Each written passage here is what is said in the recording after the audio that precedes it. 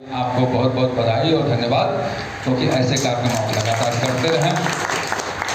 मैं घटना की बात कर रहा था कि एक बार वाराणसी में आप लोग सभी जानते हैं कि वहाँ का घाट डोम राजा का घाट है, और कभी बात छुआछूत की बात कभी आती है तो इस वहाँ के डोम राजा ने संदेश भेजा है गोरखनाथ मंदिर पे कि हमारे यहाँ क्या आप लोग भोजन करेंगे।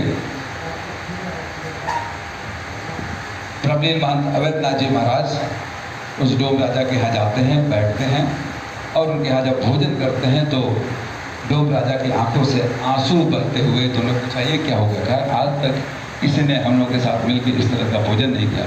तो मेरे तो प्रशिक्षण ही वहीं से हुई है। तो ये समरस समाज की आप बात कर रहे हैं, आप आगे बढ़ाएं, क्योंकि बहुत सारे लोग जो इस बात को नहीं समझ पाते हैं कि हमारा देश तभी आगे बढ़ पाएगा जब हर व्यक्ति छुआछूत ऊंच नीच को छोड़ के हम लोग आगे बढ़ के साथ में चल पाएंगे। इसी के साथ बाबा साहब की जयंती की पूर्व संध्या पर आप सभी लोगों को बहुत बहुत बधाई और शुभकामनाएं कि बाबा साहब के विचारों को केवल एक माल्या।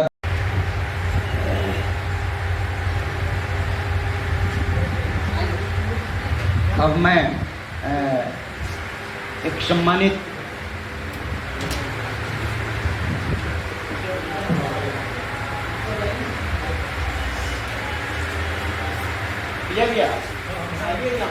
आप यहाँ आइए ना, अरे प्लीज आप यहाँ आइए।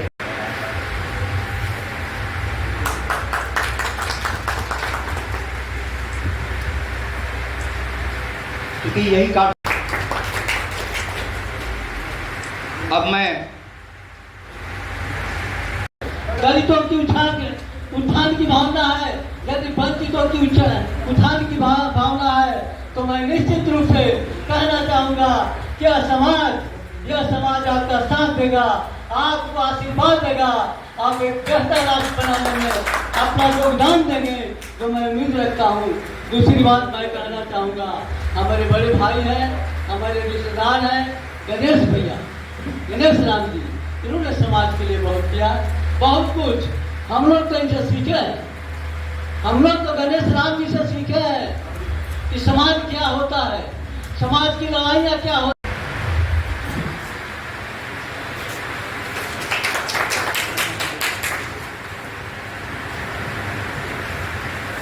अब मैं डॉक्टर अमित कुमार जी से आग्रह करूंगा कि रामदेव राम जी का स्वागत माल्यार्पण करके करेंगे। रामदेव राम जी के सपनों का ही सरोकार है। साथ ही साथ जो RTE 2009 और भी बहुत सारे ऐसे एक्ट जो कहीं ना कहीं अपने अधिकारों के प्रति हमें सचेत करते हैं, इसमें भी बाबा साहब के सपनों की जो है वो छवि दिखाई देती है। तो आइए इस संध्या पर हम सब मिलकर अपने तहे दिल से इन राष्ट्रीय समरस समाज के कार्यकारिणी सदस्यों को शुक्रिया अदा करें और साथ ही साथ एक ग्रहण करें कि हम सब एक हैं। क्या आप सब एक हैं? हाँ बोलिए, हम सब एक हैं। हम सब एक हैं। हम सब एक हैं। हम सब एक हैं। हम सब एक हैं। हम सब एक हैं। जय संविधान। जय संविधान। जय भारत माँ। जय भारत माँ। जय राष्ट्रीय समरस समाज। जय राष्ट्रीय समरस समाज। धन्यवाद। बहुत बहुत धन्यवाद। अपने बाबा साहब के विचारों को रखा। मैं कार्यक्रम को आगे बढ़ाते हुए, बहुत कम समय है, इसी क्रम में जो अतिथि आए हैं उनके पास भी जात पात पूछे नहीं कोई, हरि को भजे सो हरि का होई। यह संदेश देने वाले बाबा साहब भीमराव अंबेडकर जी की जयंती की पूर्व संध्या पर कार्यक्रम राष्ट्रीय समरस समाज द्वारा आयोजित इस कार्यक्रम में, इस कार्यक्रम के मुख्य कर्ता धर्ता और इसके योजनाकर्ता सम्मानित श्री मनीष कुमार वर्मा जी, कार्यक्रम का संचालन कर रहे श्री भारत भूषण पांडे जी, मंचासीन इस बाबा साहब के विचारों को आत्मसात करने वाले और इस क्षेत्र में ही सिवान नहीं पूरे बिहार में जन माफ करेंगे, बहन बैठी हैं, आपका नाम मुझे नहीं मालूम था। आपका हार्दिक स्वागत के साथ मैं अपनी बात को चंद शब्दों में रखने की कोशिश करूंगा। सर्वप्रथम बाबा साहब भीमराव अंबेडकर जी का जीवन, उनके जन्म से लेके उनके संविधान रचने तक और उनके देहावसान तक, देह त्यागने तक अगर हम पढ़ें तो समझ में आएगा कि हमें कैसे जीवन जीना है। बाबा साहब का जो बचपन था, सभी भविष्य को बनाते हैं और अपने भविष्य को बनाने के साथ आसपास के समाज को एक सही दिशा निर्देश भी, एक मार्गदर्शन भी देते हैं। यह बहुत ही कोलंबिया विश्वविद्यालय में उन्होंने पढ़ाई की, लंदन स्कूल ऑफ इकोनॉमिक्स में उन्होंने पढ़ाई की। तो एक दलित समाज में जन्म लेके संघर्षों के साथ, उस समय विदेश बिरले ही कोई जाते थे, लेकिन उन्होंने कोलंबिया विश्वविद्यालय और लंदन स्कूल ऑफ इकोनॉमिक्स में पढ़ाई की। कैसे संभव हुआ ऐसा? इस पर विचार करने पे लगेगा कि हम जन्म से नहीं, डॉक्टर के लगे कोनो जात ना होला।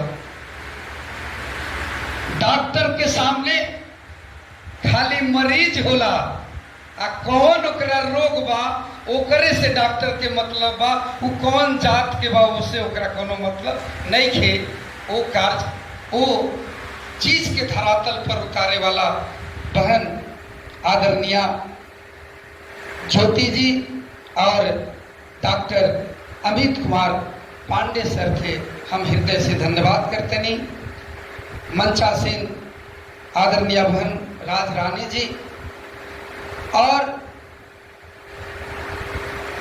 एक कार्यक्रम की अध्यक्षता कर रहे आदरणीय मनोज कुमार सिंह जी, सफल संचालक छोट भाई आदरणीय भरत भूषण पांडे जी, और रातों दिन ये देश के आजादी के वो तमाम दीवाना जो अपना प्राण के न्यौछावर करके हमने के स्वतंत्रता के सांस लेवे के लायक बनावल, वो सब लोग के चरण में हम अपना तरफ से, रउरा सब लोग के तरफ से श्रद्धा सुमन अर्पित करता नहीं।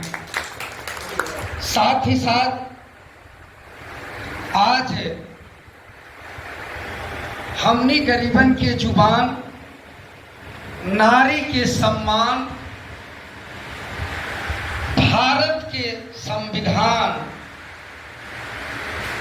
दुनिया के नंबर 1 विद्वान, सिंबल ऑफ नॉलेज के कीर्तिमान स्थापित करे वाला परम पूज्य बोधि सत्व भारत रत्न बाबा साहब डॉक्टर भीमराव अंबेडकर साहब की जयंती के पूर्व संध्या पर वहाँ के चरण में हम श्रद्धा सुमन अर्पित करते हैं और ये देशवासी लोग के और रउरा लोग इनके वहाँ के जन्मदिन के हार्दिक बधाई देते हैं। अम्बेडकर के विचार समरस समाज में कहाँ तक उपयोगी बा, ये बहुत बड़ा महत्वपूर्ण विषय बा डॉक्टर साहब, ये बहुत बड़ा महत्वपूर्ण विषय बा।